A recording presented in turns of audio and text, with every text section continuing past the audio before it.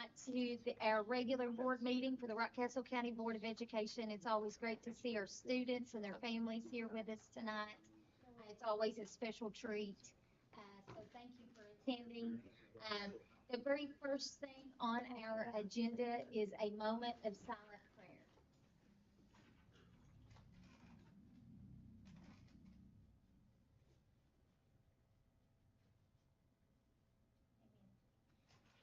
In the minutes, let it be noted in roll call that all board members are present tonight. Item 1C is reading of board team commitments. Do I have a volunteer for that tonight? I can do it. My glasses off. Board team commitments for Rockcastle County Schools. To improve our effectiveness, the board team for Rockcastle County Schools commits to review processes and experiences to identify and direct improvements, continuously define and work toward long-term goals which serve all students of the district, make each decision based on facts and the best for all students, listen to each other and speak freely, work together, support each other and not surprise one another, discuss board deliberations to point of mutually agreeable resolution based on factual information, support the majority's decision projecting board unity towards shared goals for continuously improving district-wide student learning, operate without personal or political agendas, respect one another, agree to disagree respectfully, delegate implementation to superintendent and the education team, and to respectfully remind each other of these commitments. Item 2 is adopt the agenda. I think there's no changes that need to be made. So with that, I need a motion to adopt the agenda as is. Motion. Second. All in favor? And for the highlight of our evening, our item 3 is our school and community showcase. And we have Miss Brianna Adams with Rocket Elementary. So welcome, welcome. I want to thank you all for this opportunity to be here tonight, and thank you for the opportunity that you gave us to go on this trip of a lifetime. The students created a slideshow, and that's what's being shown behind you. This was something that they did of their events, the favorite things that they got to see on the trip that we went on. So while you're watching that, I'll just kind of give you a brief overview of what we did on our trip. We had 21 students that attended this trip with 33 adults. We went over March 14th through the 17th. We began fundraising for this trip October of 2023, and we raised over $15,000 to pay for our trip. So that the trip cost a little less than $300 per person to go after all the fundraising that we did. Over the 3 days that we were on our trip, we got to see a lot of things and experience a lot of things. We went to the White House Visitor Center. We got to tour the White House thanks to Rand Paul and his delegation. We went to the Bureau of Engraving and Printing. We got to see a presidential motorcade while we were out waiting for lunch, which was a really neat treat. We went to the Smithsonian Natural History Museum. We got to ride on the metro. We went to the International Spy Museum, the Smithsonian Air and Space Museum. We toured the U.S. Capitol building. We went to Arlington National Cemetery, where we got to see the changing of the guard at the Tomb of the Unknown Soldier. We had dinner at the Lincoln Memorial and the Reflecting Pool.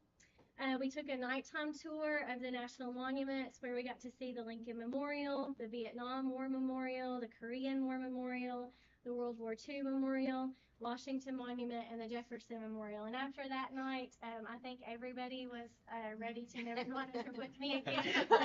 We had walked like 27,000 steps that day. So, but we had a great time. And then we ended our tour or our trip with Washington's home at Mount Vernon. And so I'm going to ask the students, we don't have everybody that got to go just because of prior commitments, but the students that are here, I'm going to ask them to come up and just tell you what their favorite part of the trip is. So you guys want to come up? And just tell your name and then your favorite thing about the trip. My name is Silas, and my favorite thing about the trip was going to the Capitol because I like the artwork in it, and like the statues look cool, and the dome was like bigger than what you would think it is. And I like going to Arlington because you could see all the war heroes who died to help our country, and that's all I like. My name is Ron, and my favorite thing was the house because it was cool to see where the president like does all this stuff. I think my favorite thing was like Mount Vernon, Virginia, because it was like George Washington's home, and like it was like there was a bunch of cool stuff on the ground around it. My favorite thing about the trip was probably the American History Museum because I like seeing the Star Spangled Banner. Thank you all very much. Thank Thank you. you. We heard nothing but wonderful things about this trip, and I have been told that in your second life that you should be a travel specialist, and everybody has bragged on what a great job you did on taking the trip and what a great time the kids had. So thank you for that. Well, thank you. Yes, And great. I would like to say, Miss Brianna, I hope that you get to do this many more years with your students. It was something I've always wanted to do, and this group of kids made it like it couldn't have been any better. It was phenomenal. It was a great trip. So thank you.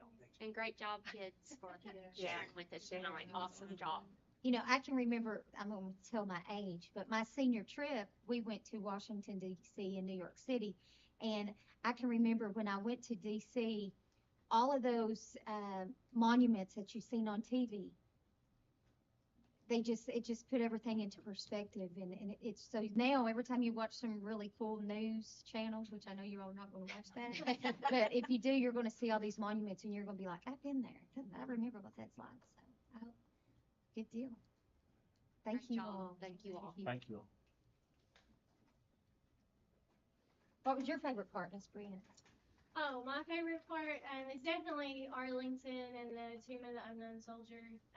Watching the changing of the guard, and so that's always my favorite part of getting to go. But just honestly seeing the kids' reactions when we would walk into the museum or we walked into the Capitol, and knowing that this was something that some of them might not ever get to do again, or that this sparked something to make them want to do again. I don't know how many of them, said, "Oh, I can't wait till I get to go back and see this again." So, that for me is what made it all worth it. So it was definitely a wonderful opportunity, and we appreciate you all for allowing us to be able to do that. So. Do any of the parents have anything that they want to say about the I trip? was going to just add, I was going to put my parent hat on and just say that we're so thankful for the opportunity. And listen, there was a lot of work that went into it by these folks over here. I mean, they really did. All the Broadhead people, they sold snacks. They set up at concession stands. They did all kinds of stuff just to lower the cost for the trip. But we really appreciate that. And I know some families really appreciated it for sure. So, I mean, and it, like she said, it was an opportunity and it was a good family bonding time. Jesse, Miles, and I, we've been a lot of places, but we'd never been to Washington, D.C. together. You just kind of hung together, and then you got to hang out with some other families you don't ever get to hang out with. It was just a really, really wonderful time, even though we were exhausted. But it was so worth it. She just wanted to make sure we got to see everything, which was great. It was 10 miles that one day. 10 miles. It was great. But Miss Brianna put so much time into it. It's a trip that on your own I couldn't even think about trying to get it all, but she had it down to the minute, I think. But when something went wrong a time or two, we got off schedule a little bit. She was probably stressing out, but she acted like she wasn't, and just redirected it, and we ended up eating Yeah, that was dinner on the reflecting pool steps, which That's awesome. You know, was better than going to a sit-down restaurant, and they, Yeah, like we the were plans supposed to was, go so. to a sit-down restaurant, and our tour at the Capitol took longer, and we were gonna miss Arlington, and I was like, that can't happen. So I called up, like, as we were walking to Arlington, I called Chick-fil-A, and I was like, hey, can you get us another meal for dinner? And they were like, sure. And so we wound up just eating at the reflecting pool, and the kids, like, they talked about that was one of their favorite things they got to do, and that was completely unplanned. So um, it was phenomenal. It was a great trip. I'd like to add, Jesse, did you ride in the bus the entire way there and back? How did that work out for you? I'm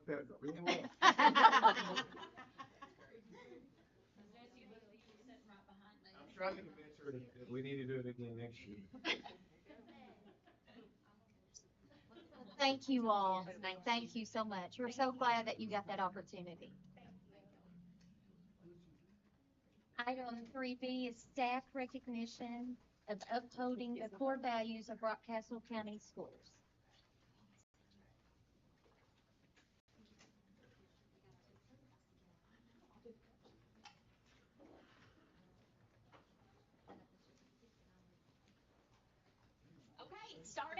Kicking off tonight, and thank you all so much. You all are welcome back anytime to a board meeting.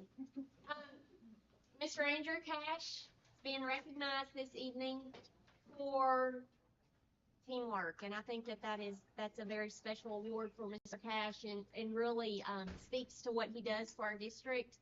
Mr. Andrew Cash has been a tremendous asset to the academy since moving into his new role. He has been willing to help in any manner possible while working with us. He has built great relationships with our staff and our students. We know that Mr. Cash will step in where we need him to help our students. Our students have become comfortable going to Mr. Cash with their needs here at the academy.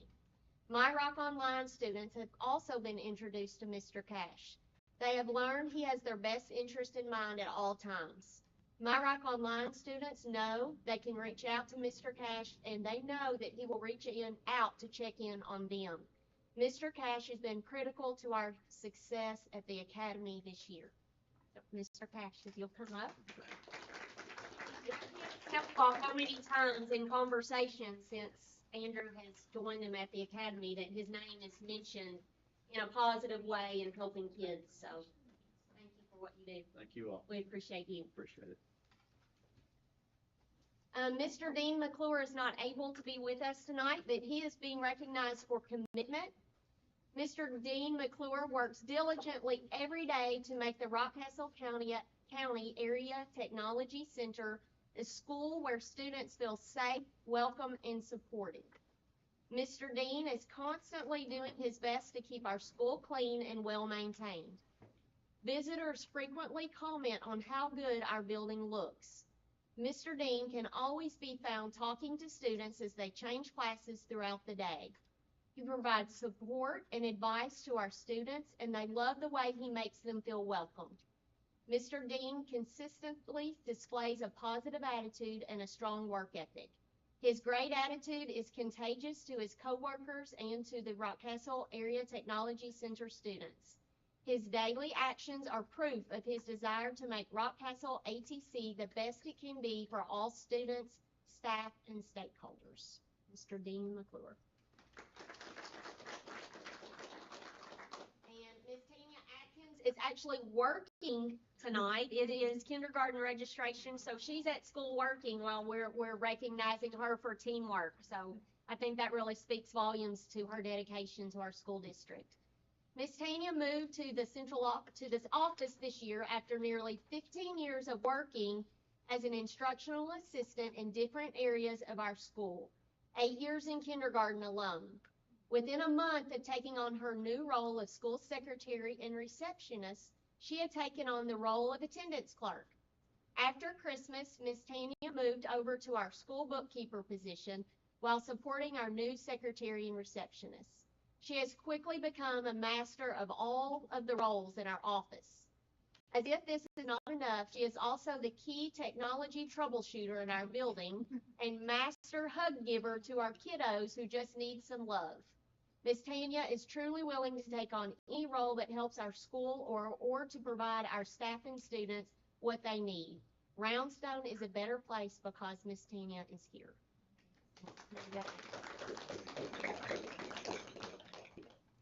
And Miss Janice Coffey is at senior night for baseball tonight. Her son is a senior, so it is a busy season, but we want to recognize Miss Janice for commitment to Broadhead Elementary School. Miss Janice has been a valued member of Broadhead Elementary since beginning her career as a kindergarten teacher in 1997.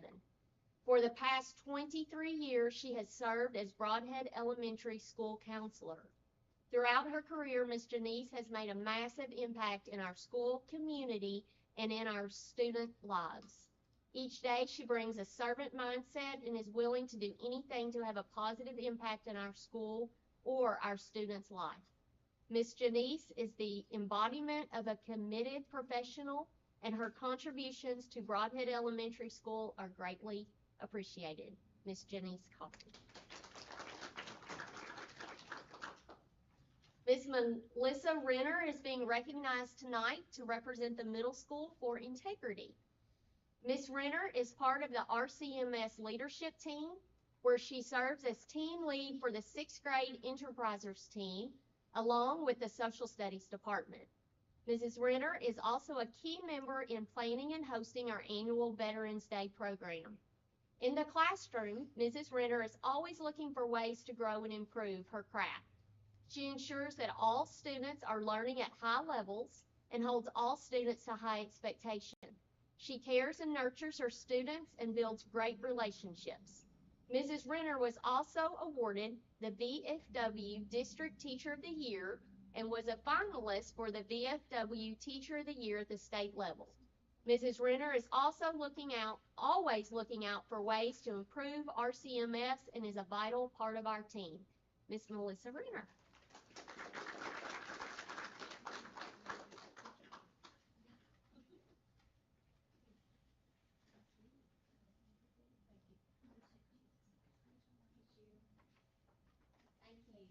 Everything that you did. Thank you so much. Miss Robin Rumsey is representing Mount Vernon Elementary School tonight, and she is being recognized for teamwork. Miss Robin Rumsey is an integral part of the Mount Vernon school community. She works with all grade levels and all other teachers in her department to coordinate an arts block schedule that ensures all students have equitable opportunity in their special classes. Ms. Robin works with KEDC to increase her content knowledge and willingly shares with others to improve the overall experience for our students. She is always willing to participate in school-wide events and offers her assistance willingly. Mount Vernon is blessed to have Mrs. Rumsey as part of our teaching staff. Ms. Robin Rumsey. Robin has jumped right in all of the KEDC grant work and has really brought so many interesting things back to her students through that. So thank you for doing so much with that.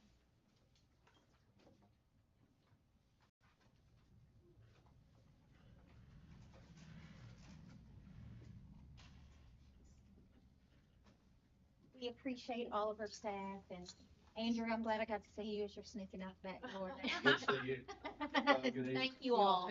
We do appreciate our staff so much and all the hard work. Item 4 is public comment. I don't think anyone has called us tonight. Okay. Item 5 is operations and actions.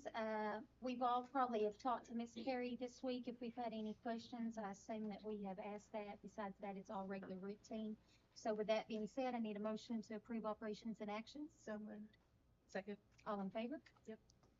Item 6A, review and approve the monthly financial reports. Ms. Jenny Sweet. Good evening. You have a copy of the financial report in front of you. Are there any questions that you have this month about our financial report? No questions? Anyone have any questions for Ms. Jenny? If not, I need a motion to approve the monthly financial reports. So moved. Second. All in favor? Item 6B, review and approve the KSBA policy change draft for expense reimbursement policy 03.125, the first reading. So this is a policy change that has basically come to our attention that we have not updated in several years. So in our old policy, we were allotted $75 a night if we were to try to get a hotel room for someone going to a conference or traveling for the district for any reason. So we reached out to KSBA for an update, and they have updated it to be in line with the rest of the state. So this is just an update to make sure we're following policy as people are traveling for their work. I'm sure that's changed. Yeah, it's pretty drastically. difficult to Yeah. find a hotel room for Yeah, I'm sure that's $75 a probably night. Probably don't want to stay there. So It this could be is, questionable, make the news. yeah, so this just, there are two policies that this is referenced in, so the second policy is the same. So we're just asking for the first reading on this. Okay, this does not need approval, does it? Even if it's a first reading, it Yes, does? It yes. does, okay, Yes, we'll have to okay, I move to approve. okay. Got a first and All in second? favor? Next is a review and approve the KSBA policy change draft for expense reimbursements policy 03.22, the first reading. It is Same exactly the same, it thing. just references, yes. Move to approve. Got a second? Second. All in favor? Item 6D, review and approve the fiscal year 2024 site-based decision-making allocations. No. Dr. Ballinger. Yes, you have those uploaded. You had previously approved the tentative report, and this is the final report. There was the change in this is as we received our SEEK information, we increased our allocations to the schools to be in line with our increase in SEEK payment. So the schools are receiving more money than we tentatively thought they were going to get. Is that routinely what we do if the SEEK increases? Okay. Yeah. So, Okay. yeah, we disperse equitably among the schools. Need a motion to approve these allocations? So moved. All in favor? Review and approve the job description for community and family specialist. This is state or federal grant funded. Yes, so I have spoken to you all earlier about this position. We are using some federal and state grant funds that we have received to combine to create this position. This position will focus on ensuring that we are sharing the good news, promoting Rockcastle County Schools through our website, our Facebook, our Twitter, also coordinating events across the community, much like our community coordinator does for Save the Children. However, that focuses on preschool and kindergarten. So this will focus on elementary, middle, and high school and promoting all of that and coordinating those community events, getting our parents more involved and promoting our district. So moved. This person reports for you. Yes. Second. Have a motion on the floor in a second. All in favor? Review and approve the job description for the middle high school Pritchard Committee instructional coach. Yes, so this is Pritchard Committee grant funded position.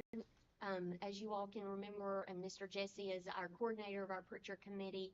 That is a grant that we've received for 5 years here in the county, and it is focused on our middle school and our high school. They have created an action planning team, which includes parents, students, business members. Some of our board members have been a part of that, our principals and our admin teams, Family Resource Center directors. And they have come up with 2 areas that they are focusing on in this grant. The first is chronic absenteeism, and the second is teacher support. So with the funding that we have received through the Pritchard grant, the group has come to us with the need for an instructional coach that will serve our middle school and our high school, and that will in turn support our teachers through providing extra coaching. I'll ask the same question. Will this person report to you or? Yes, and jointly between the middle school and high school principal, that will be their direct report then ultimately to me. But they will be working daily with our middle school and high school principals, supporting them through PLC meetings. I guess the reason I'm asking, I support both totally, and I think this has a lot of room. I just think that the ultimate thing is for us a year from now to say, has it been effective? How can it be more effective? We don't need a person creating work that's not being impactful. So I just think that's always my concern is that we are evaluating regularly, that we're getting the bang for our buck. We're getting what we want. We're getting what our teachers need. So So part of the action plan that Mr. Mahaffey is doing for the Pritchard Committee, there are certain goals that each of those schools have to meet to show that this coach is being effective in their new role.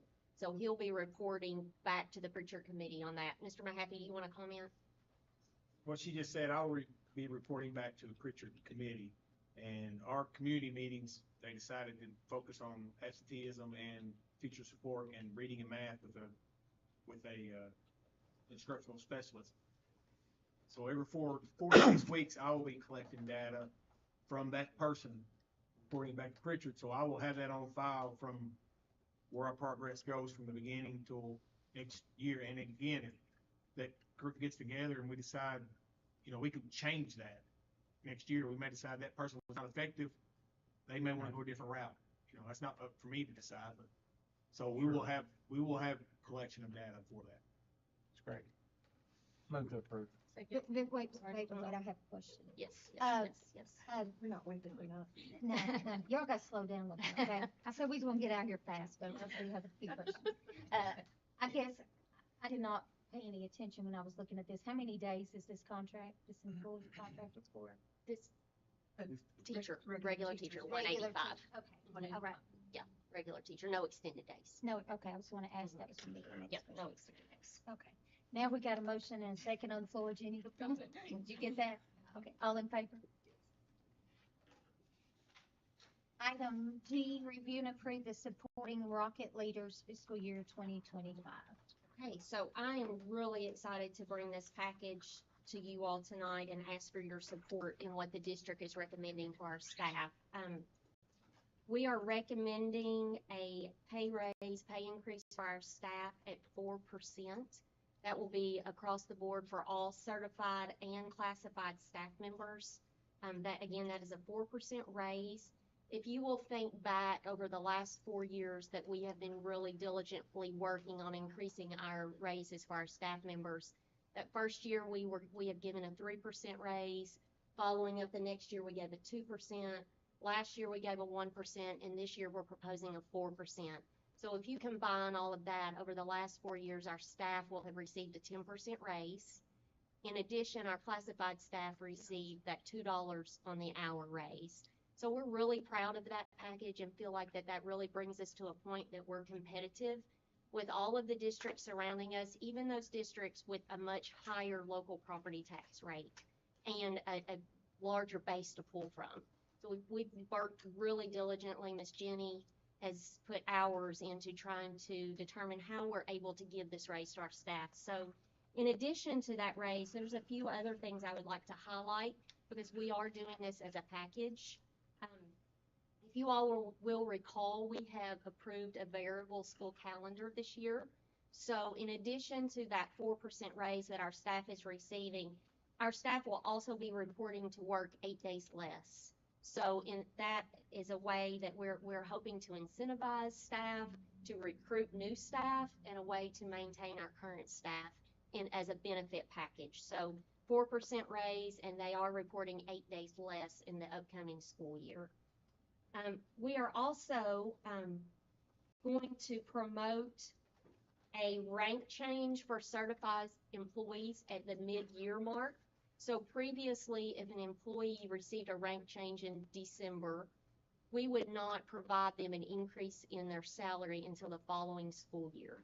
So we are proposing that any staff member that receives a master's degree or a rank 1, any point during the school year, that we will go ahead and institute that raise right away, and they can go ahead and be being paid an increase at that additional rate. So that is another proposal that we have. Also just highlighting that we now offer 4 levels of pay for instructional assistants depending on their education levels. So those levels include if they have a high school diploma, an associate's degree, a bachelor's degree, or they're working on a teaching certification. So we are paying those individuals according to their educational level. This is important to note. This 4% pay raise will bring our salaries for the first time ever for first-year teachers above $40,000. That's a goal that Miss Jenny and I have been working on for the past several years, is to get to that $40,000 mark. That is not enough. We recognize it needs to be higher, but that was something that we've been working really hard to get those first year teachers to at least $40,000. Additionally, we would like to offer our national board certified teachers to pay their stipend no matter what area that they are teaching in.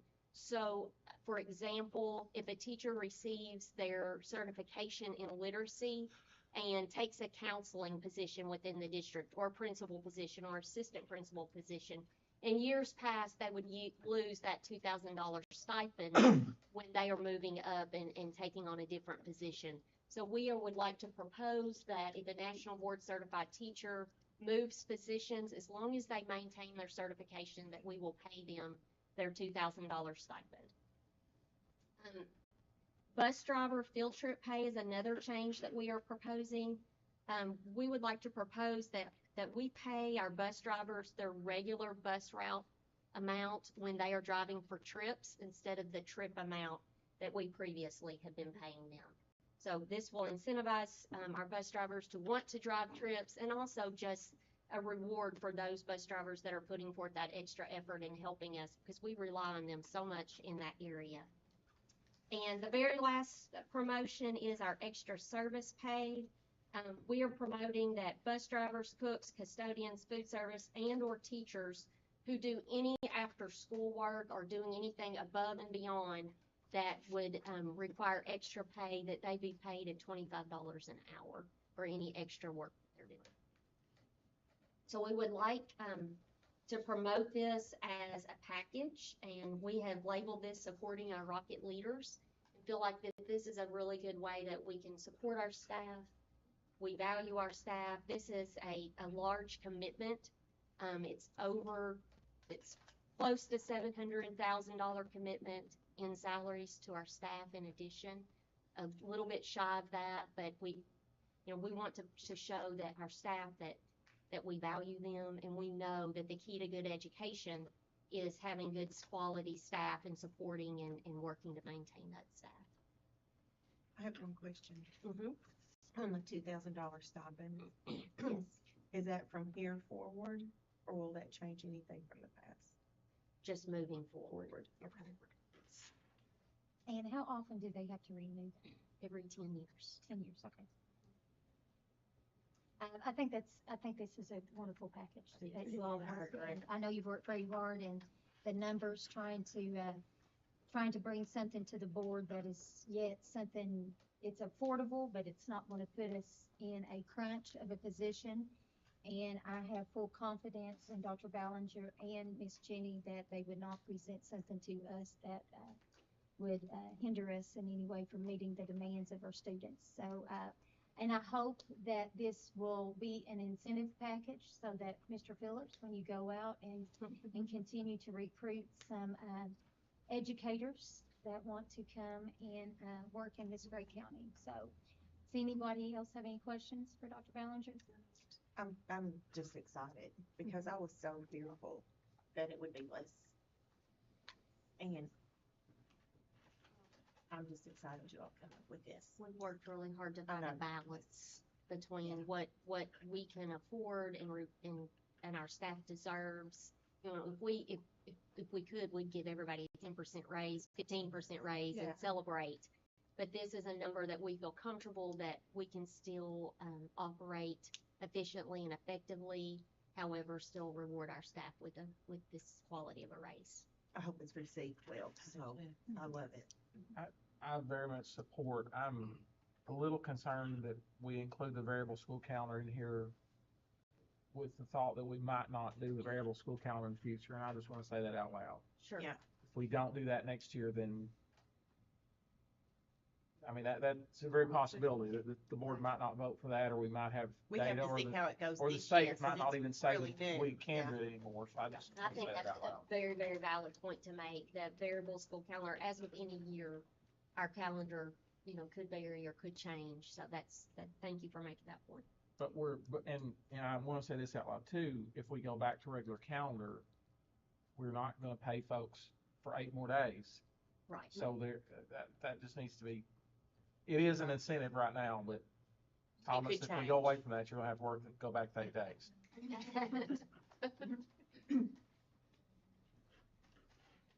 With that being said, yeah, I'm glad you said that.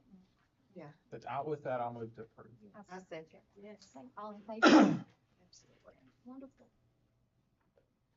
Review and approve the fiscal year 2025 salary schedule. So now we get to Yes. look at the salaries. Pull that up. So the 4% raise is reflected in this salary schedule, so what you're voting on will include that. I wanna highlight just a few changes that are on here. Actually, they're not changes, they're more additions. As you all might have seen today on Facebook, we are adding girls soccer, which we're all very, very excited about, to have that opportunity for our 7th through 12th grade girls. So we have added a stipend for the coach, the girls soccer coach, so you will see that as a change. And we are also going to begin boys wrestling at the high school level. So we have also added that coach's salary on there. At the elementary level, we have added a line item for $1,000 stipend for our academic coaches. And you will also note at the elementary school level that there is a $500 stipend for a basketball coach. So a few leadership team meetings ago, Mr. Jesse and our elementary principals approached me and asked if there would be a possibility that we could bring back our elementary basketball teams. And I know that's been historically, I love that. Oh, I love that. has been historically a huge, big deal in Rockcastle County. So for next school year, Roundstone, Broadhead, and Mount Vernon Elementary will have basketball teams back. Our first year, we plan to just play locally against each other. The second year, we'll look to branch out and play East Bernstein, Laurel County, and some other surrounding counties. So you'll see that for the coach on there for $500 for each coach at each school. So I can tell Miss Anna's excited. I'm so excited. Yeah. We also have, if you all will remember, several years ago, we had changed the salary of our Family Resource Center directors, and we've slowly been trying to increase those salaries back up. Those are valuable people in our schools. And our Frisky grant increased for all schools, so we're using that increase to help support an increase in their salary. So we're receiving more money from the state, and in turn, we're trying to bump their salary back up a little bit to get it more equitable to where it was previously. Is that a yearly grant, the Frisky grant? Mhm. Yes. But now, it had not gone up in several years, It had had it? not. It had gone down, actually. Okay. And that was the reason that those salaries have gone to a lower level based on the funding that was available from the state. So now that that is increasing, we're able to raise those salaries, which is, each of those individuals are just a vital part of our school system and our community, and they do so much, and we want to continue to evaluate that and continue to do what we can. Is that Frisky, is that all state grant, or is that federal and state? It's all states. All states. All state dollars. So that's the only changes on our salary schedule. Does anyone have any questions? The community and family communication specialist, that's what we approved. That's what you earlier. just approved, yes. Move to approve. Second. Okay, all in favor? Review and approve the fiscal year 2024 tentative budget. Ms. Jenny? I'm just very excited to talk to you about our tentative budget. Dr. Ballinger has shared exciting news. I think I had said that we would take a very deep dive into tentative budget, but I can assure you, I've dived very deep into this budget, and I might save you some time. But we're going to hit some highlights. It's an exciting budget, and it's exciting because education has received some attention and support from our state legislators. And I just want to publicly thank Representative Josh Bray, Senator Storm, and our governor and our legislative branch just for being so supportive of education. We're making some strides, but we still have more ground to cover. We have to make up, for the years that we did not see increases in SEEK and salaries of our educators and our all staff in all schools across the state have suffered as a result of that. It's very hard to be competitive if we do not see annual increases in SEEK. So just very much appreciate the opportunity we have to bring a package to our employees that they so very much deserve. So let's talk a little bit about what that looks like in a budget. So on our first slide, you've seen this slide kind of before. Rockcastle County Schools, very much, we put our dollars in support of our students. And, we have shared many, many times that this leadership team, all of our school staff, make that happen together. We work together to stretch every dollar because every dollar really does count. And we're going to talk about how the importance of those dollars in this budget. Instruction, just want to toss out to you, if you just kind of, on that instruction, on that bar graph, just kind of scroll over it. We dedicate over $18 million to instruction. So that's just important. That is our staff that are leading our students every day. And, it's vital that we continue to provide the staff needed to support our students on a daily basis in their education journey. Student support, instructional staff support, that's kind of some of the, our principals that lead our schools, our district admin, school admin, our business support services is our finance team. Plant operations and maintenance, we're going to talk a little bit about that a little bit more in depth. We're seeing some increases because of inflation in both operations and maintenance and student transportation parts. Mr. Ken can share with you that we've seen an increase. Mr. Clark have parts, supplies, significant increases, and we did have to address that with some of our dollars that we received this year. Again, you can see we're going to talk a little bit more about our contingency. On the next slide, it's very exciting to present, Dr. Ballinger talked about supporting Rocket leaders. And, we have all been focusing on Rocket learners to Rocket leaders, but we have to have those folks, every single person to lead our students. And this budget very much supports them. A 4% salary increase for all certified and classified employees at a total cost of $636,364. That's salary and fringe, and we feel good about that increase and confident that our budget supports it. Okay, next slide. Our increase in SEEK per pupil funding from $4,200 per student to $4,326 per student has enabled us to, to support an increase for our staff. Transportation was funded at 74%, and that's an increase of about $391,812. Our total SEEK forecast for 2024-25 is a total increase of $1,215,218 more than last fiscal year. So if we kind of break that down, we've taken a little more than half and invested in our staff. The remainder of that investment is directly supporting in student instruction and covering the inflation costs that we are assuming in operations and maintenance and transportation.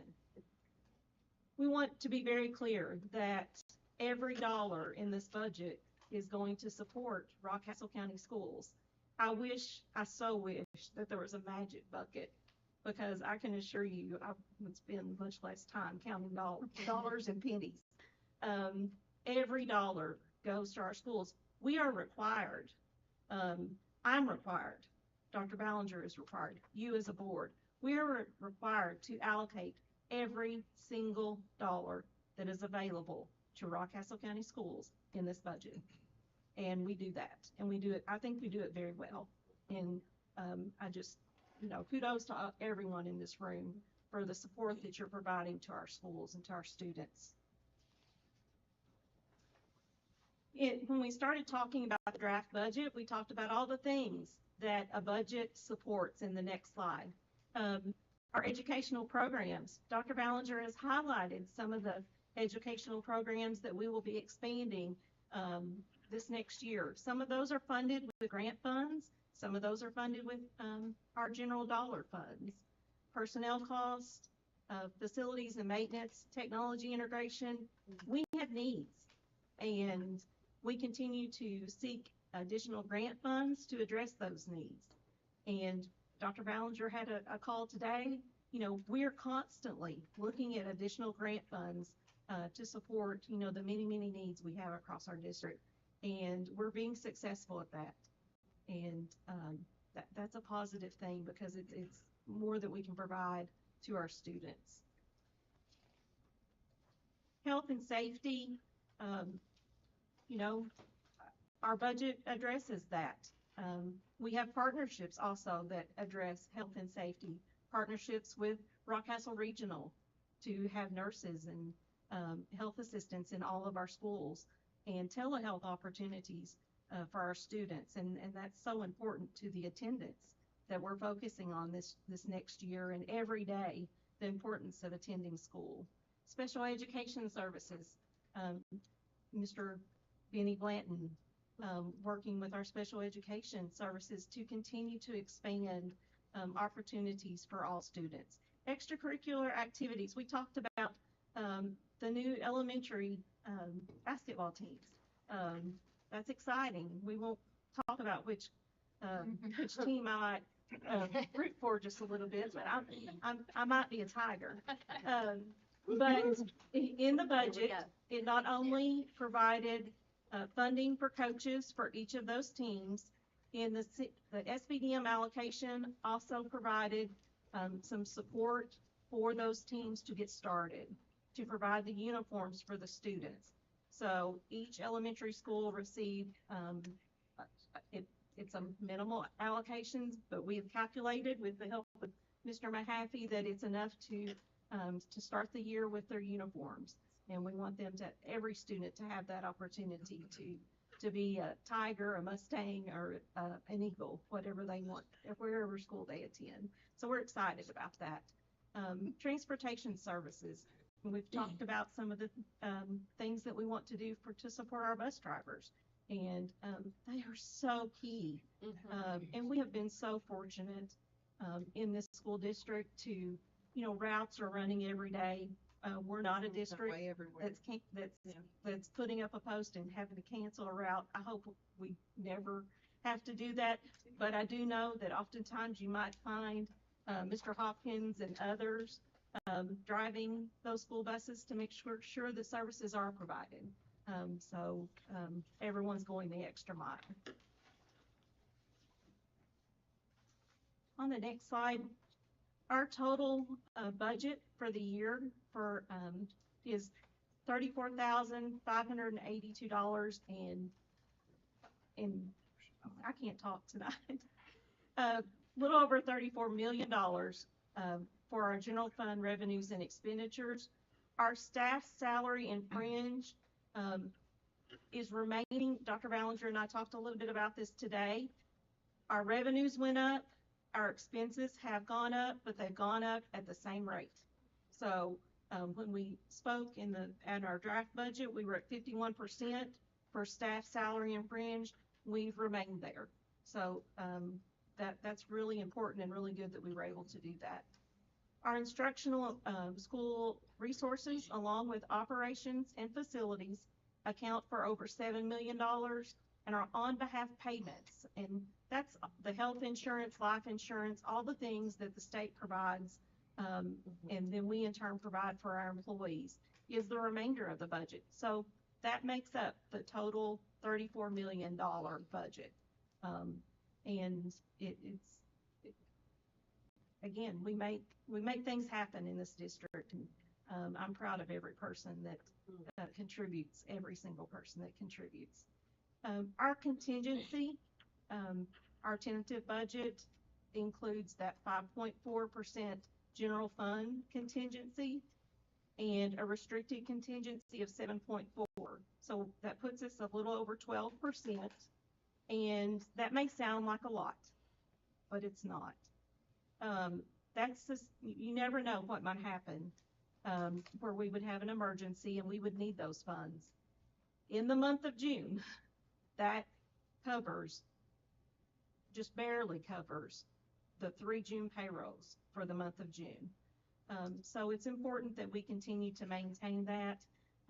Our required contingency is 2% at $691,000. So it's very important that we continue to maintain that. Our local tax revenue is estimated at about $2.8 million, and that includes a transfer of $1.2 million to our building funds. So that transfer is already allocated in our budget, and we are required to show that.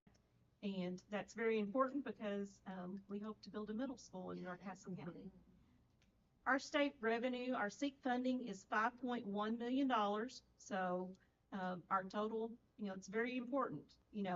We generate very little from local tax revenue. It's a very important piece of the pie, but it's a smaller piece of the pie than those state SEEK dollars.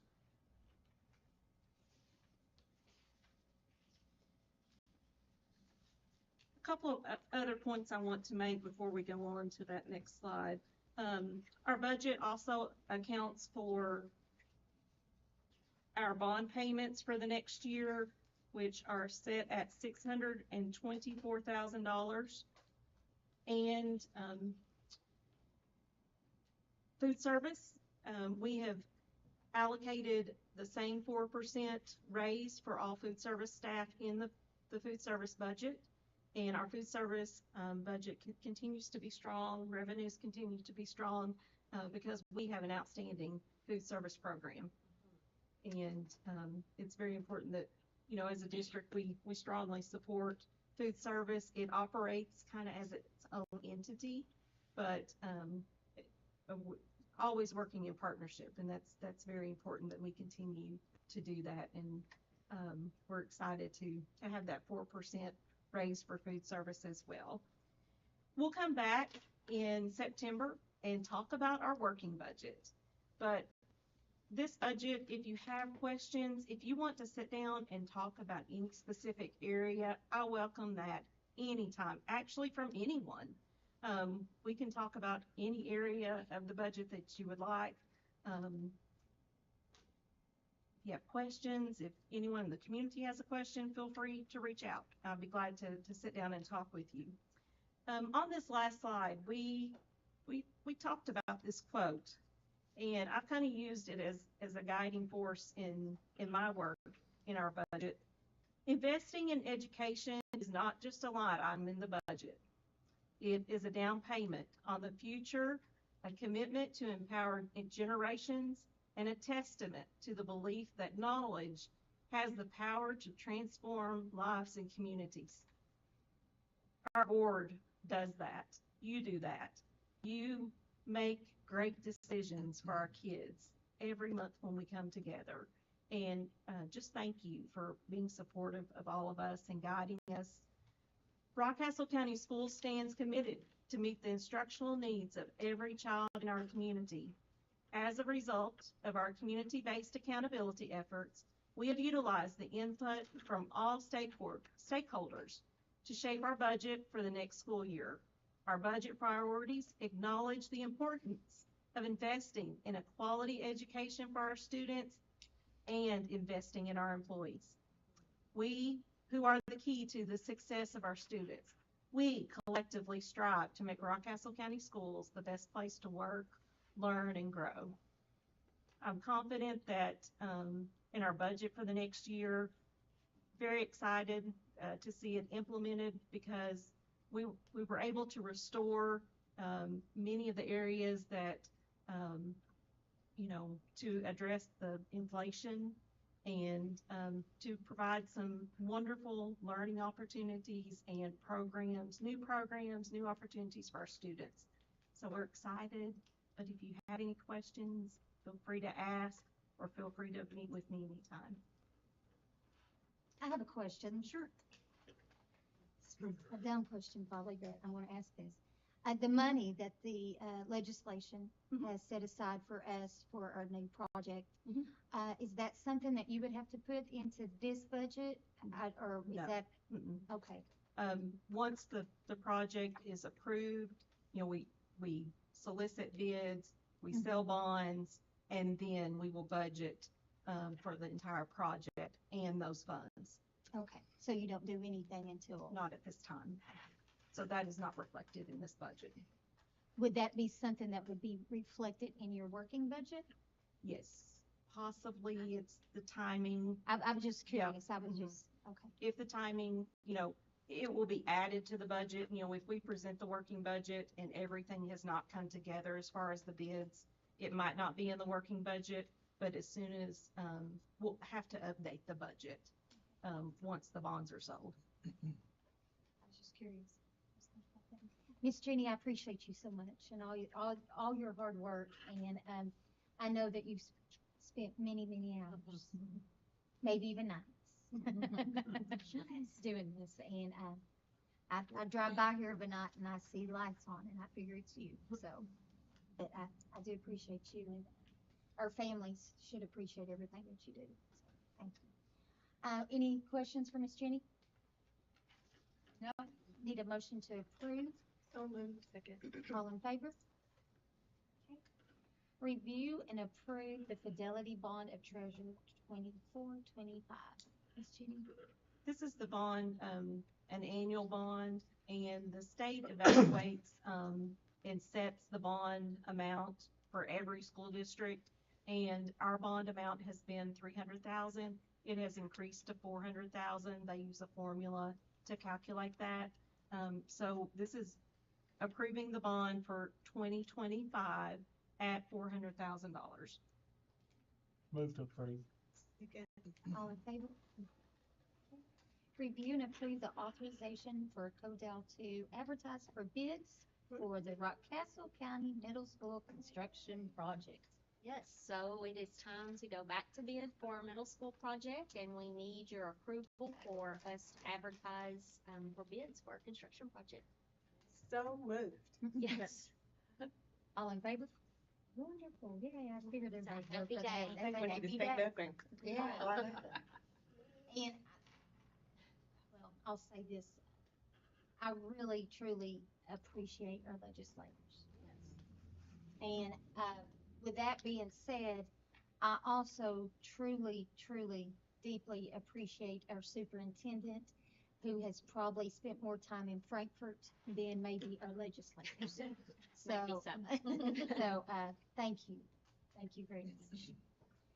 Item L, review and approve the SFCC offer of assistance for bond funds in the amount of $13 million for the Rockcastle County Middle School construction. I can't imagine anybody being against This this. might be the easiest vote Move we'll to ever approve. take. We all vote, all in favor? Yep. All right, wonderful. Item 7, review the superintendent's personnel action report. Dr. Ballinger, do you have anything? I'll just give you all a moment to look over that to see if you have any questions. It's time for lots of changes on that. It'll be full for the next little bit as people are transitioning to new roles. If you have any questions, you can contact Ms. Carey about that. Next, we have our department reports. Would any of you individuals like to, I want to say one thing. I know he's going to talk, but Yes. I just want to remind you guys that we are going to give seniors their Chromebooks back this year, so we're excited about that. So That's awesome. you guys approved that a little while ago, so we're getting that process ready. Kayla's worked really hard getting the process like that. So. And Brandon, I appreciate your technology, all the update and the plans for next year. Got a lot going on, and it's awesome. So just wanted to point He's that out. worked super, super hard on that plan. So Yes. kudos to Brandon. Yes. And Mr. Thomas, I've asked Mr. Thomas to give us an instructional update tonight, so he has a little bit of a presentation for us to talk about our iReady data and where we are as we wrap up the school year. Yeah, so good evening. It's good to be with you all, and certainly I don't want to take up a whole lot of time. Obviously, I've prepared a short presentation. It is in the department reports, if you want to refer back to that later. Hopefully, my goal is just to add to some of the, really positive information and discussion we've already had. And, I want to echo something that Miss Jenny said. If anyone has any questions or any comments, please feel free to jump in. Some of the things that we're going to go over, it's not just my work. It's our work. And that includes you all as well. And even Dr. Ballinger, she is very in the know instructionally about what goes on in this district. So, kudos to her. But on that second page there, Miss Kayla, it is really hard to believe that, we literally only have just a couple more weeks left in the 2023-24 school year. And so, as you all know already, and I feel like I can say this on behalf of the other administrators here, there's already a lot of work going on and a lot of thought for next year. But as we do start to wind down this school year, it really is a good time to kind of reflect and see where we are. And so, as you can see here in front of you, this is just some of the highlights, you could say, improvements and ongoing work, because I feel like a lot of the things that I do is never finished. It is ongoing and always looking to try to move forward and improve. But just to kind of go through those really quick, as you can see, the curriculum maps for grades K through 12, that's been a really big initiative this year. The continued implementation of PLCs, the high quality instructional resources. We know those as HQIRs. And listen, if you know anything about education, there's certainly a lot of acronyms. There's never lacking of that. Also with the language essentials for teachers of reading and spelling, the letters initiative, again from the state, and then finally work-based learning. That currently is things that we worked so hard on this year and try to improve and build on. And so, Ms. Kayla, if you go to the next slide, please, next page. Curriculum maps. A goal for this school year was for all schools, that's elementary, middle, and high schools, to develop and update curriculum maps for all subjects. That's including your core contents of English language arts, math, science, social studies, but then also all the other contents as well. All of those teachers, no matter what they teach, they've been working to develop these maps. And so, what is a curriculum map? Well, a curriculum map is really just it's a vital organizational tool that teachers use. It really guides instruction throughout the year. It helps to set the pace for the day, for the month, for the school year in general. And so, all of these curriculum maps are complete. I'm happy to say you can find a lot of information currently on our district website. Now, with that, in doing this, we know that again, this is not finished.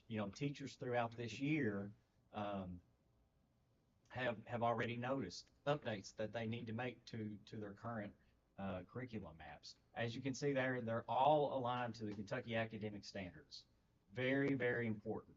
Not necessarily to a program that we've purchased. Those programs are great. They're wonderful. They provide us with materials, but those teaching standards. We're just kind of coming off the end of the Kentucky Summative Assessment testing window, and that's what our kids are being tested on. It's not iReady or benchmark at the elementary level, the reading program, but it is truly those teaching standards. And so, as you can see there, the Kentucky Academic Standards, they contain what's required by all students, what they should be exposed to and have the opportunity to learn before they graduate high school. Next, professional learning communities. We know those as PLCs. What is a PLC? Well, it's an ongoing process in which educators collaborate in recurring cycles of collective inquiry and action research to achieve better results for students they serve.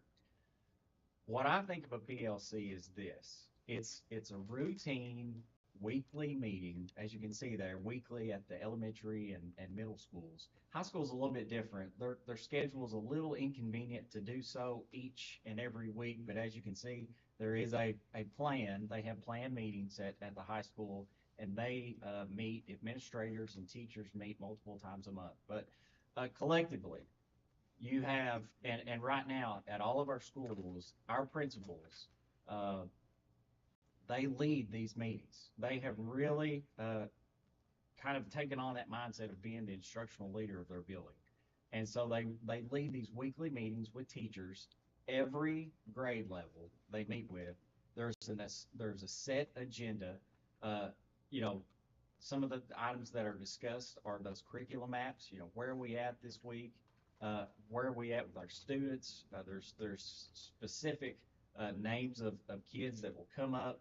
That's where we have the ability to target kids. We see, you know, for instance, if Mr. Hopkins and I are in the same meeting, we can look at my kids and compare what his kids are doing. Maybe he had some things going on that were just great in the week that I can take into my classroom and improve upon. So it's just really, really good educational discussions that occur in these meetings. Next, you have the high quality instructional resources. HQIRs. Again, this is kind of a statewide initiative that has recently came about. But Rockcastle County Schools, we're doing everything we can to be in compliance with that legislation. The Kentucky Department of Education defines HQIRs as materials that are aligned with standards. That's kind of a recurring theme, if you all haven't noticed, right? They are research-based. They're comprehensive. They have engaging text, problems, and assessments. And so at the bottom of the slide there, you can see, as a school district, we have several recent purchases of HQIRs. And they have just been monumental in this instruction that we can provide to our kids. And you know, we've had a lot of discussions about iReady through Curriculum Associates and the resources and tools that they provide. The University of Florida Literacy Institute, UFly Foundations, we'll talk a little bit more about that in just a minute, but that has become really very popular. We've been able to purchase many materials for our kids through some of our grants that we have. Open Up Resources is specifically to the middle school. It's an HQIR. It's a math program that, you know, Miss Jessica and her leadership team, Miss Serenity Hawkins, we'd had discussions. We'd looked at the program, looked at quotes, and ultimately decided on that. The Savas is a program that is utilized at the high school. And then finally, we have, and again, more discussion on this in a minute, but we have partnered with the Kentucky Center for Mathematics and really for next school year, but have some exciting things going on. Okay, so language essentials for teachers, reading and spelling. That would be letters. Spelled wrong. Yeah. I mean, Yeah. considering it's spelling. So through letters, teachers gain essential knowledge to master the fundamentals of literacy instruction required to transform student learning and create a more vibrant experience for each and every young reader. So letters itself is very focused at the elementary level, really K through 2. When those kids come to us and they're at that young age where they are just starting to learn how to read. Through the Kentucky Comprehensive Literacy Grant, this is a program that teachers sign up for. They take on this commitment, and for teachers, it's a 2-year process. It's not easy. There's also a 1-year process. I'm enrolled in the administration part of it. Dr. Ballinger has enrolled for the cohort 3 upcoming for letters. But you can already see there, we have 43 teachers in this school district. Now, again, this is just at the elementary level that have, and all the elementary principals have as well. so Mr. Nick Williams, Miss Becky Smith, and Miss Debbie Coleman. They have all jumped on board here. And now with the KYCL grant, we have been able to pay teachers a stipend to make this commitment, but I can promise you all it's well worth it. It's very in-depth, it's time-consuming. They have to work on some of these items, you know, after school hours and on weekends and so forth. But letters itself is just, it's based on the science of reading, which has just been revolutionary nationally as far as the way that kids learn to read. And just, you know, over the last few decades, we've just learned so many new things against that are research and evidence-based. So, next slide, please. Okay, work-based learning. This is very exciting. Again, still ongoing. I want to read to you what KDE gives us the definition for work-based learning. It's an effective teaching approach used to engage students in real-life occupational experiences. It's structured, it's work-based learning activities that help students apply the knowledge and the skills that they learn in class, but then also be able to connect these learning experiences in the workplace. So, you know, if you have kids that are at the high school level, and I know that Mr. Ripper, you know, he's not here with us tonight. He's a senior night, but you know, he has a child that is getting ready to leave Rockcastle County Schools and step into what I call the real world, right? And so, I mean, that is our goal, as Miss Jenny alluded to as well. We're preparing these kids for their journey after they leave us, and work-based learning at the high school, and listen, even at the academy, with that student population. We've already seen great benefits. You can see some of the opportunities that those kids have there with the job shadowing, the mentoring, the service learning, the entrepreneurship, the internship, the co-op education.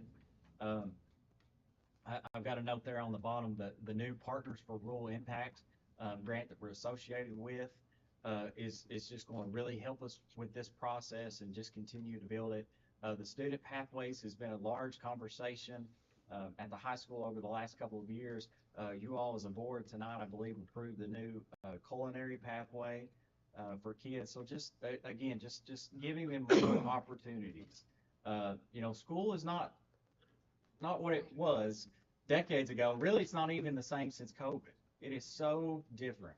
And so I feel like we're all in a transition, but that's another story. So what is the data showing? If you'll click on that, Miss Kayla, should be hyperlinked there. Okay, it takes you to a document. I want to make that a little bit larger if you can. So this is something that I've created, and listen, I apologize, you all. I look at so many numbers, I go cross-eyed, but so we recently just had our spring iReady diagnostic. Okay, so what I have in front of you, I have taken those numbers from the spring iReady assessment, and I have also included, as you can see there, the indicator scores that are on this page. They come from the Kentucky Department of Education. They offer school districts an online accountability calculator application. So we can plug in the numbers we have and get predictions on where we are. Now, are they exact? No, but we feel confident that they're pretty close. So again, with instruction and these numbers, are we ever where we want to be? No, but what you can see here in front of you is absolute growth. And so, as I mentioned, you know, our kids are just coming off this year's testing window. We won't see those scores until next fall, but already we know that we are improving. So Kayla, if you would, go back up to the top there.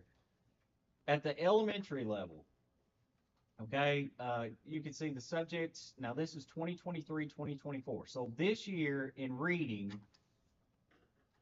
283 of 533 students have tested at the proficient level, proficient or distinguished. That's 53%. Okay, so when you plug those numbers into the calculator, it gives you a score of 67.2. Now with math, you can see there 234, a little bit lower, but still, and the numbers, there's a little bit of discrepancy in the whole numbers that came from the schools. Again, I think there's some reasons for that with suppressed data, some of our special education population, so forth. But still, this is the freshest set of data that we have. And again, looking at, when you break it down to percentages, it still applies. So 42% of students are testing at the proficient distinguished level. Okay, that gives us in math the 63.4. And then when you combine reading and math, which is what the state does with KSA, that's a 65.3. Now, I'm saying all that out loud. You all have probably already seen there below, basically what we have is a comparison, right? From last year, from 2022 to 2023.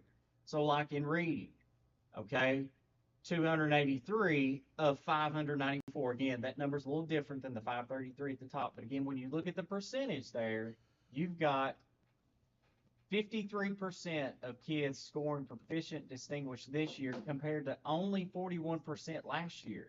I mean, that is growth right there. That is growth.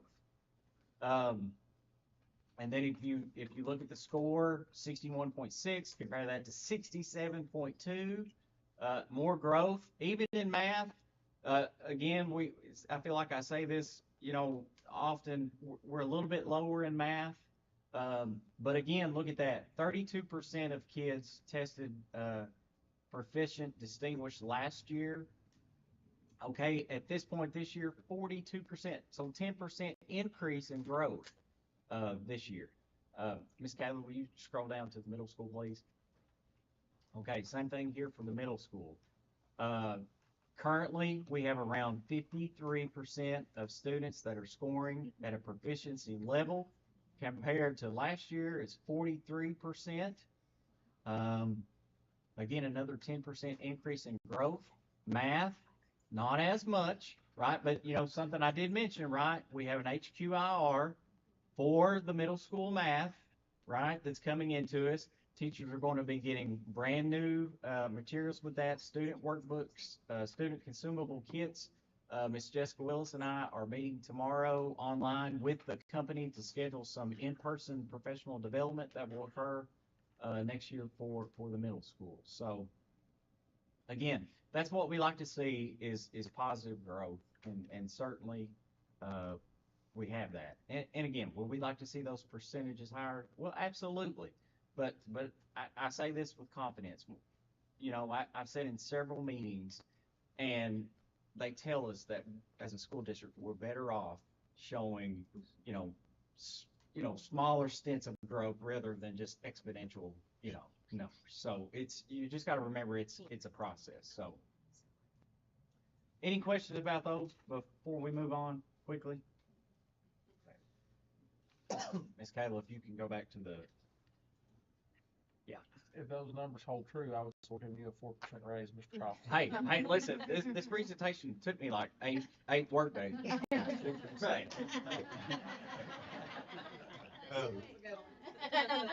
Touche. Okay, so now typical versus stretch growth, you all have heard me talk about this. This comes to us from iReady. There's just a breakdown of the definitions. What is typical growth? What is stretch growth? Typical growth is the average annual growth for a student at their grade level, and it's a baseline placement level. The stretch growth is a little bit higher, right? We want all of our kids to try their best to reach their typical growth, and we feel they are very capable. The stretch growth, we feel like they're capable as well, but as you can see, it's a little bit more ambitious, it's a little bit more challenging. Ms. Kayla, will you click on the link there? Yes, please. Now, again, this is a little bit different. The point of this page is just to show you throughout grade levels, overall, we are experiencing positive growth. And the numbers, the percentages in green, you can see there are where we are showing that. And I've got a comparison there of 2023, 24, lined up against last year's typical growth and also stretch growth. So, for instance, first line there, kindergarten, okay? After this third diagnostic, 74% of kindergarten students met their typical growth goal for this school year. Compared to last year, only 62% of kindergarten students met that typical growth. Now, stretch growth for this year, now right, it's a little bit lower because again, hitting that stretch growth it's much more difficult. But still, 47% of kindergarten students hit that stretch growth compared to last year, only 35%. So you can kind of, see there, we're not going to go through every grade level, but you can see that overall we have mostly growth. And again, some grade levels we don't. You've got to remember the growth is based on an individual score. So where those kids were last year compared to this year, there are so many factors that go into that. Those scale scores themselves are different when they take these assessments in the fall. So at the top here is reading. Again, you all have access to this. When you have more time to look at the bottom, you have math as well. And again, just a comparison for typical and stretch growth for this year compared to this point last year. Any questions on that?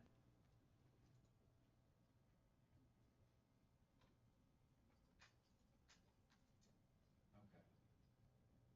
All right, last slide.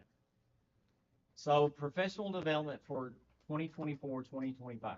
As I mentioned, you all know we're trying to get through this year, but we have to be thinking about what's coming down the road to us for next year. And so as a district, we already have, I feel like, a good plan in place. And you can see there some of the PD plans for next year. I mentioned the Kentucky Center for Mathematics. They are funded through Northern Kentucky University. Again, across the state, they are well known. We have broken into a partnership. Again, mentioned that math has been a content that's been a little bit lower for us, so we recognize that. We're trying to be proactive. We've jumped into this relationship with KCM. So looking ahead to next year, they're going to be coming in. They're going to be doing in-person professional development. That's one thing we've learned, that in-person PD is so much better than online. So we're having those people come to us. They're going to meet K through 12. So elementary, middle school, high school teachers are going to be getting professional development training in the area of math. They're going to do 2 days with all of our teachers. They're going to continue that relationship throughout the school year. They're going to do walkthroughs at each school with principals on multiple occasions. They're going to be putting together student consumable kits for us. They are very aligned to standards. That's what a lot of the professional development is going to be about, is trying to really help our teachers to have effective teaching practices in the classroom. And again, just that focus on pre-K through post-secondary. So district-wide.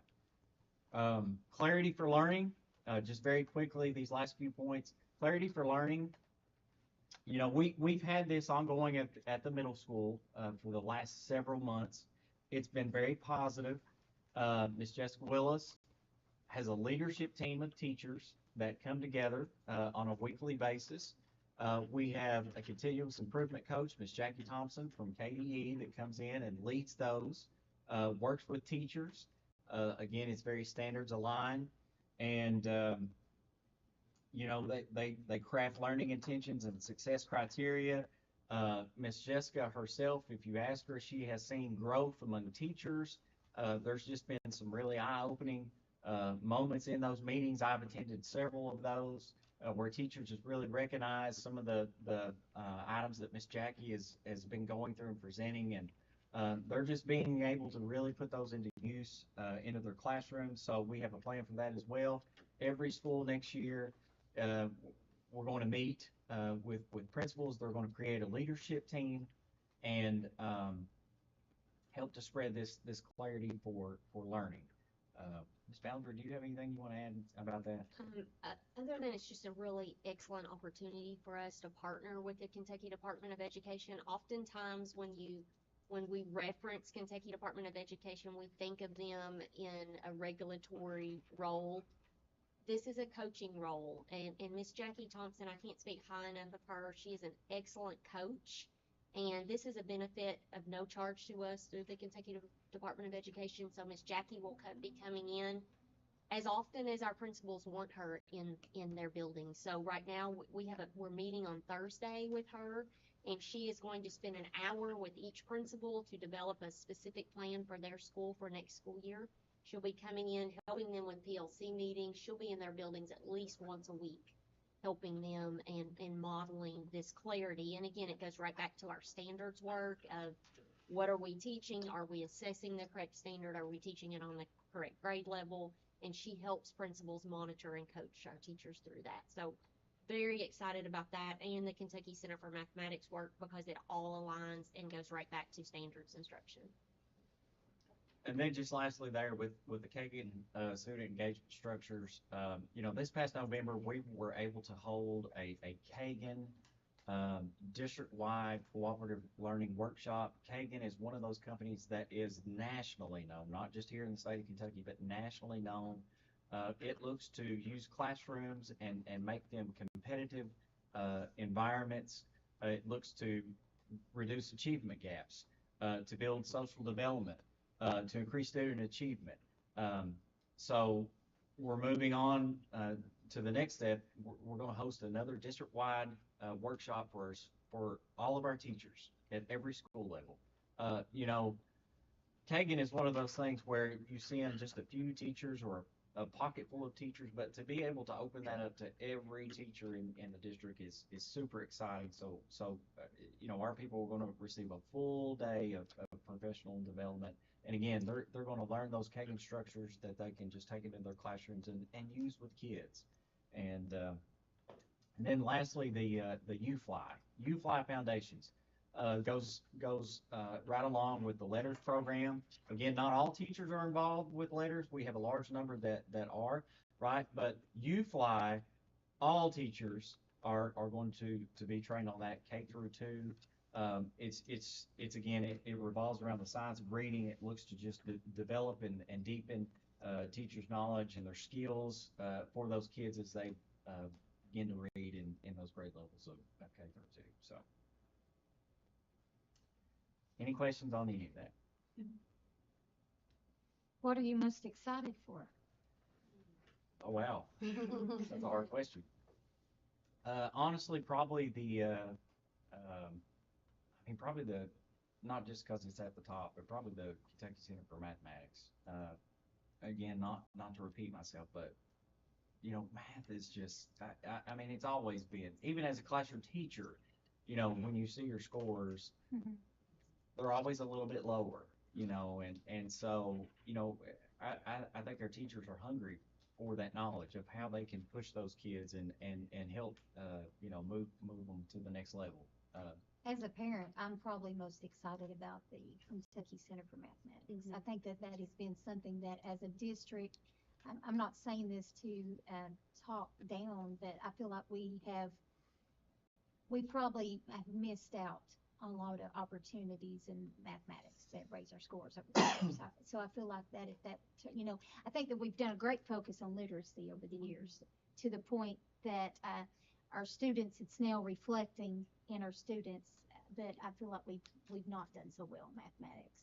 Well, in the world. And I look forward to this. I think it's, and my daughter's coming at a time that she's going to reap the benefits of this. So I'm excited. The society that we live in, I mean, if you look at our world, the maths and the sciences, I mean, that's what's driving, jobs. And so I think it's, anything we could do to help prepare those kids would be beneficial. So. Thank you, Solomon. Yes. Anyone have any questions? No, that's encouraging. I like that. And you can tell you have a passion for it. You can tell. I keep hearing standards. I'm confident that probably you're going to keep saying it, I guess, aren't you? Keep saying it. Rocket learners, rocket leaders, and standards. Yeah, maybe we need to come up with a new one. Or put that on the cover of everything. Yeah. Well, thank you so much. Does anyone else have anything that they want to share? I would like to just take a second and recognize the passing of Roger Bray. I think the majority of everybody in here probably has a Roger Bray story at one time or another. And he was just one of those guys. He loved being a bus driver. He loved the students of Rockcastle County. He loved the athletics of Rockcastle County, and every team that he transported, he was part of the team. And he will be missed. Thank you. Our condolences to his family. I hope that on behalf of Rockcastle County Schools that we will send some type of a flower arrangement. Do you want to share, Kim, we're going to involve the school bus? Yeah. Okay. Yeah. I spoke with the family, and we're going to have it at the visitation Friday night, and then it'll be in the procession on Saturday as well. And we had, first thing I did Monday morning was contact somebody to have something there at the funeral from Rockcastle Schools. Yeah. Roger's a good guy, wasn't he? He was. He always laughing, always Yeah. trying to always makes you feel good. It's just Honor make you feel good. Honor is their parent. To watch him on field trips, to interact with those students. It was great. Yep. He He loved kids. every senior, when they graduated, he gave them money that rode his bus. Eighth graders, before they went to Dollywood, he would give them money. You know, that's just unique type stuff. And yeah, he loved Broadhead field trips. He wanted to do every Broadhead field trip he could. And he was requested plenty. Thank you, Kim. Trent, I guess you better get ready for a busy time. I mean, you're going to start earning your salary, aren't you, in the next few years? He's ready to embrace it, I'm sure. Days. You're 8 days, aren't you? All right, if we have nothing else, Dr. Ballinger? There's just a few things that I want to point out, but I want to begin by saying thank you all for supporting our recommendation for a raise for our staff. I think it's just going to be very important to them, and I think it shows how committed that not only this team, but our board is to our staff. So thank you. I just want to say that publicly, that we appreciate your support of everything. I don't think I've ever brought anything to this board, an initiative or an idea or a thought. I've never brought anything to this board that you all have not supported, and I appreciate that. And thank you for helping all of us to be able to serve our students so well. So thank you for the work that you all do. I also want to bring up our next board meeting, June the 11th. We have been very active in our community-based accountability initiative for this school year. So I would like to have our community-based accountability celebration at the beginning of our June 11th board meeting. So we'll start at the normal time. Each of our pillar director heads will present their grows and their glows for their area, and we'll do some celebrating and talk about some areas that we want to focus on for next year, and then we'll go straight into our board meeting if you all are agreeable to that, which means we'll have a lot of guests initially. Are we going to continue at 5:30, or do we need to do it earlier than that? We can start at 5:30 because school will already be out, so we'll do it at 5:30, and then I suspect that we can get through that in about an hour. And then we'll go into our regular board meeting. And typically our June board meeting is short. We don't have nearly as much on the agenda as we do in May. Is everybody good with that? Yes. Next thing, our July board meeting. I have a conflict with that date, as does Matt. So I was going to propose that we change our July board meeting to July the 16th. But I wanted to check with your calendars. It's hard for us to do it the week before because it's July 4th week and so many people are out of town, but that would be the 3rd Tuesday instead of the 2nd.